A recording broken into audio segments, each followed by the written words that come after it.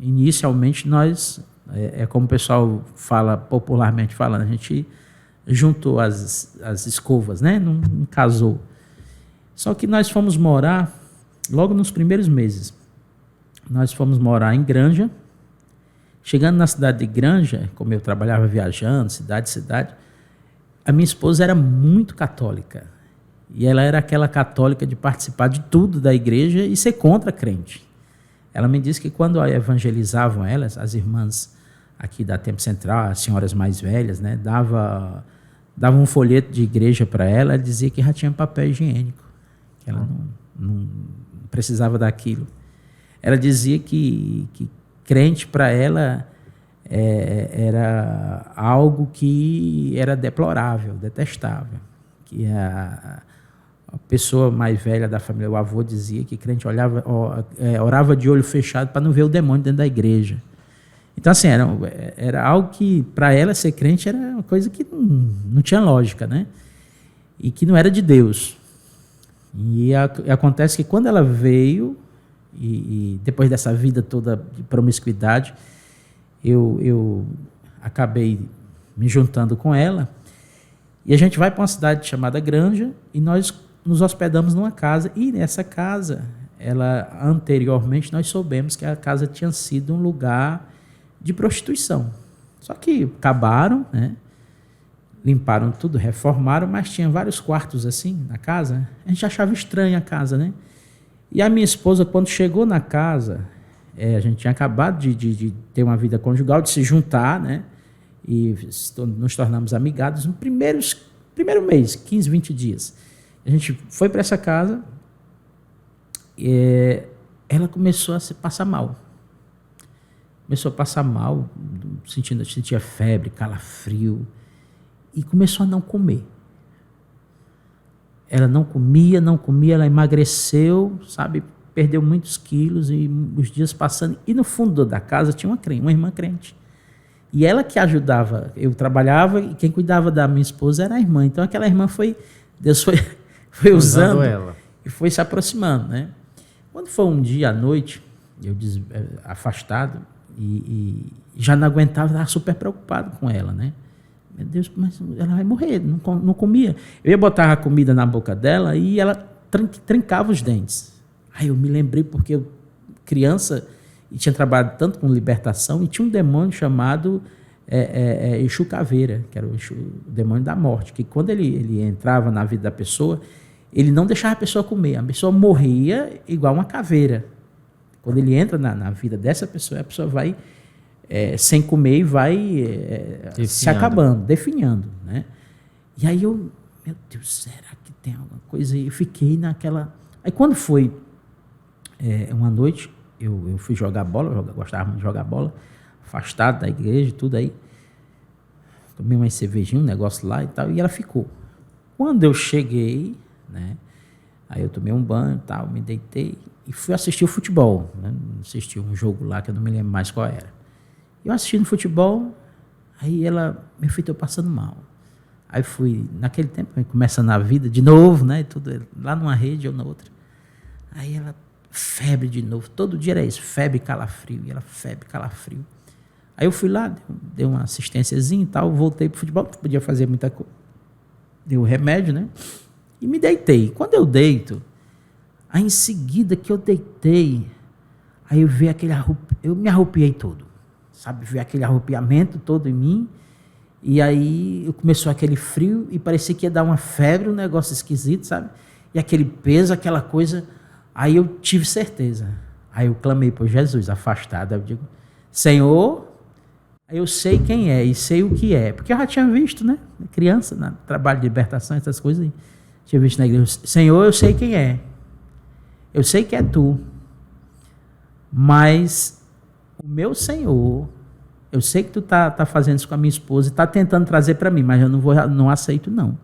Em nome de Jesus, tu vai sair daqui agora, dessa casa, desse ambiente, desse lugar.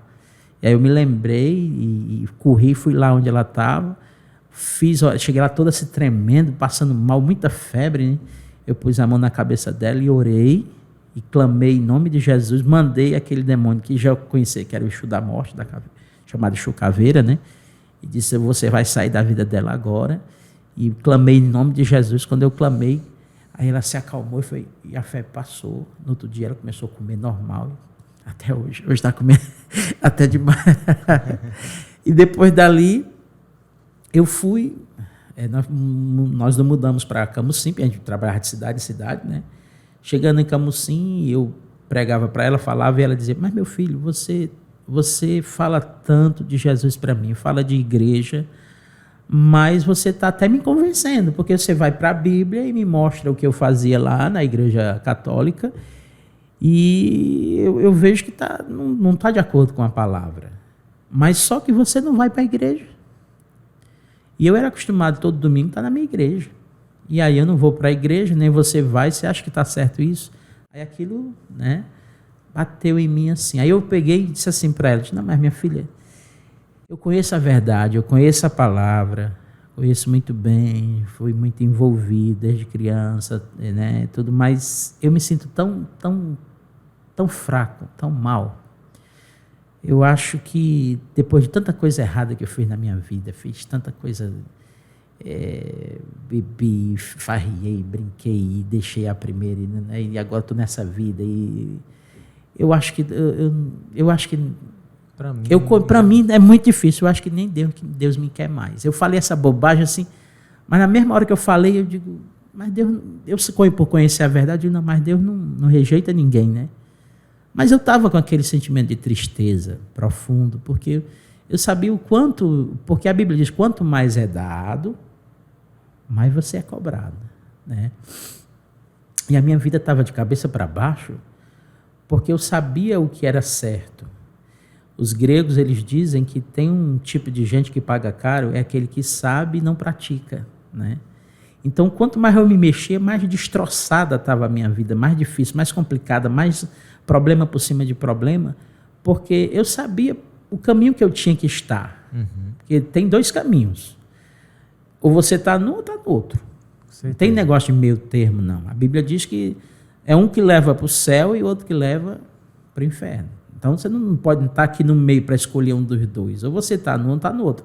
Então, naquele período, eu estava no caminho que levava para o inferno. Então, ele veio para matar, para roubar, para destruir, e minha vida era um destroço.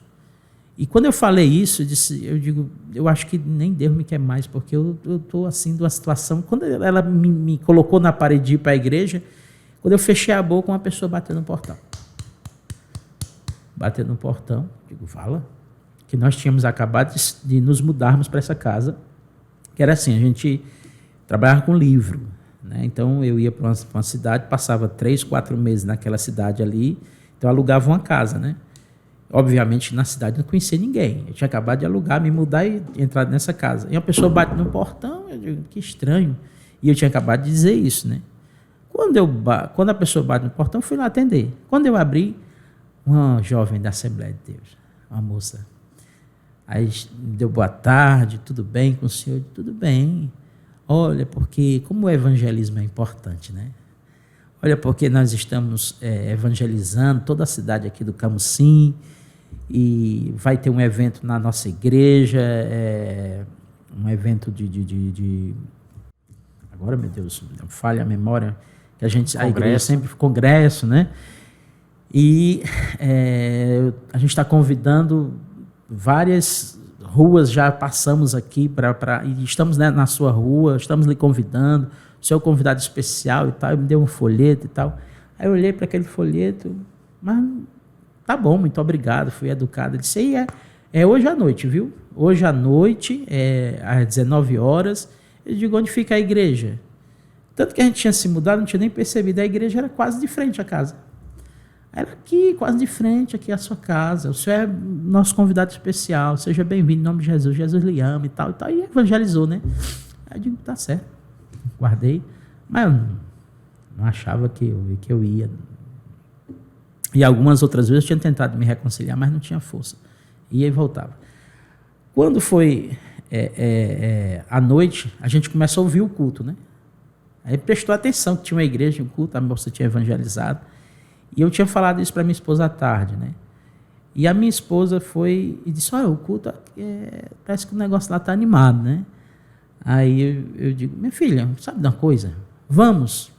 Ela disse, eu não passei nada, não passei roupa, nada, mas eu passo agora. Ela passou numa rapidez, arrumou aquela roupa e tal. E eu sei que a gente chegou atrasado, porque ela foi ajeitar a roupa, né? E eu fui entrando na igreja, quando eu fui chegando na igreja, já era tarde, já na hora da palavra, né? E o pastor estava pregando a palavra e entrou no testemunho, né? Eu não sei se eu já contei isso para você. Não lembro. Acho que não. Aí, quando ele entrou no testemunho, ele começou, dentro da palavra, trouxe o testemunho, né? Para conjecturar com a palavra.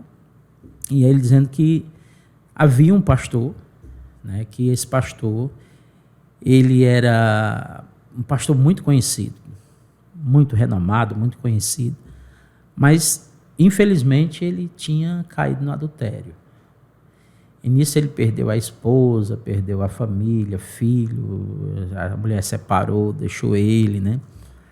E ele ficou decepcionado, perdeu a igreja, foi para as ruas, foi para as drogas. E um dia ele acordou e quando ele acordou, ele sentiu uma coisa passando assim no rosto dele, né? Nesse testemunho desse pastor. E aquela coisa passava no rosto dele, que ele abriu o olho, ele sentiu aquele mau cheiro, aquele fedor. Aí ele limpou aqui e era água de esgoto. Ele já estava vivendo nas ruas, né? Então, aquela água de esgoto no rosto dele, ele limpou, olhou e disse, Senhor, quem eu era, quem eu sou. Eu era um pastor. Eu era um pregador do evangelho. Olha a situação que eu estou.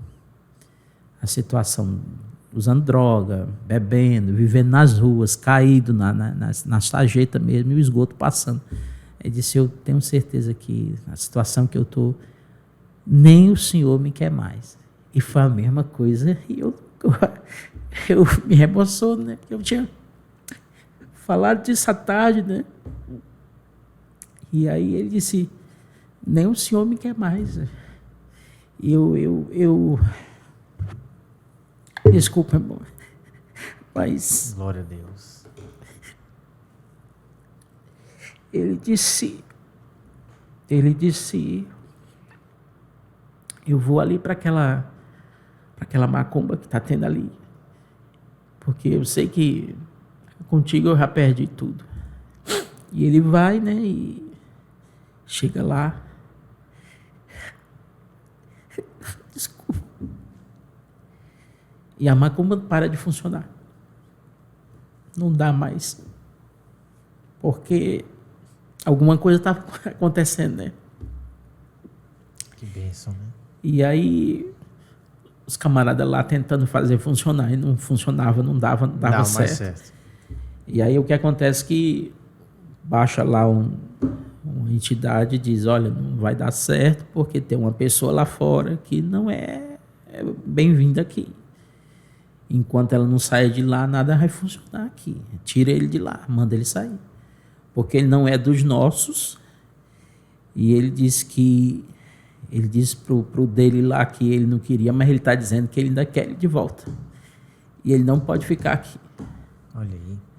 E por ele não ser dos nossos, nada vai funcionar enquanto ele não sair, porque ele é do outro. E ele é ungido do outro lá. E aqui não é o lugar dele. O Deus dele ainda quer ele de volta. Olha aí. E aí... aquilo ali bateu em mim, sabe? Porque eu não me via mais com força para ser crente. Mas quando eu ouvi isso, que Deus queria aquele homem de volta, estava dizendo para mim também. E eu tinha acabado de me sentar, eu já me levantei.